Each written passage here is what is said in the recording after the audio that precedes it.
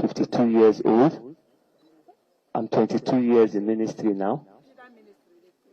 Back in 2014, I was also ordained a pastor, a resident pastor in Living Faith Chapel, which I have resigned to start my ministry because I was not having free will to do the charity I'm doing in my own present ministry now.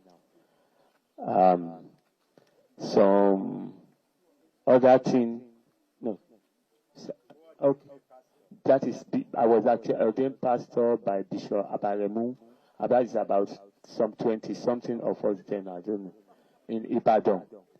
That is in 2014. In my church, we do this charity which I share foods and palliative to people. And this thing became stronger during the COVID-19.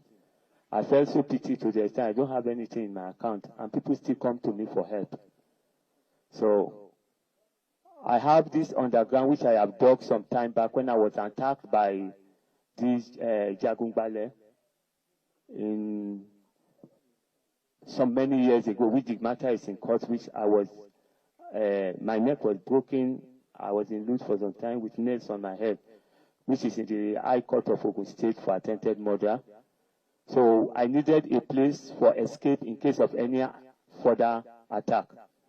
And because of it, I've been having some boys also around me for security reasons. I direct the design of the underground like an underground room, and I've used it on a few occasions when there is situation of threat, and they believe I disappear. So I like the idea of that underground, and it's close to my office. I actually dug that underground when I was using that place as a resident. The place we are using as a church now was my parlor, and the place close to that underground, which has the toilet by the side, was my room. So now when the ministry came up and we needed somewhere decent, we were using that place. Then a few weeks ago, we were short of funds. And the idea of doing something during the Ileya, not looking, because I don't look at mostly Christians alone. I do anybody that comes to me. So the idea of me doing something for Ileya so that we can get some bags of rice, beans, and gari, palm oil. Maybe if they have gone there, they will still see a lot of them on ground here, which we share remaining. So then probably with a ram, which we can cut as small as it is, any person that we can give, they must be poor. So that was why we now thought about the idea of why not getting money from these rich companies and then raise money from it, then we use it to buy this thing. That money could actually start this project. One thing where we have not been informed also is that I also designed a kind of website so that when these projects are going on, people can take it. It's called Pure Art.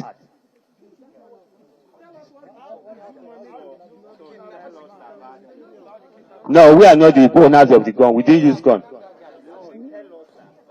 Okay, then the three gentlemen here, they actually needed assistance from different places. This gentleman, Ima, came in from Abeokuta, who was having housing challenge and feeding well. He didn't have a job.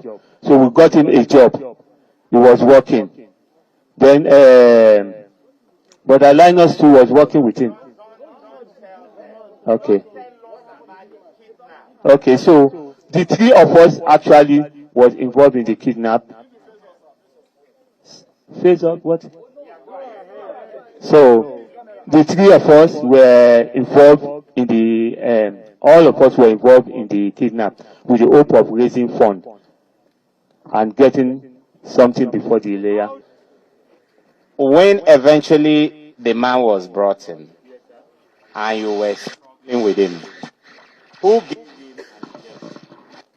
I injected him. What kind of injection? I gave him ketamine injection because the man was struggling and I didn't want him to be injured, because I must confess to you, anything could have happened during the struggling.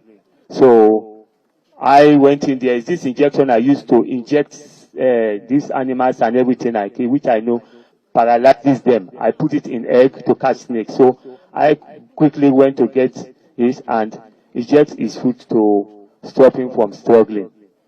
You also have that stethoscope. Yes, sir. If you know, in Winners, we do this medical outreach. So when I started my ministry, I was interested because my main target is welfare. So I was interested. Winners is not involved in this by any means. What you see there was my own portion from the medical outreach when I was in Winners. It was always hanged in my office there with Bishop Yetiko's photo. It has nothing to do with Winners. So when this man came in, before the man, I used it to check people's health. When I want to help people in treatment, I used to get there. So when he came in, I used the stethoscope to go and check his health. And I went there. On the 2 occasions I went there, I asked of his health. He told me his health. I checked him. He told me he was feeling some pain. I said, okay. I said, what else did you need?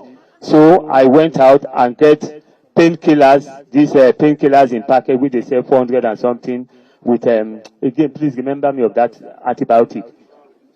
Bisham. Okay. Bisham from the pharmacies. So I was employed to the pastor's church as a compound security every night.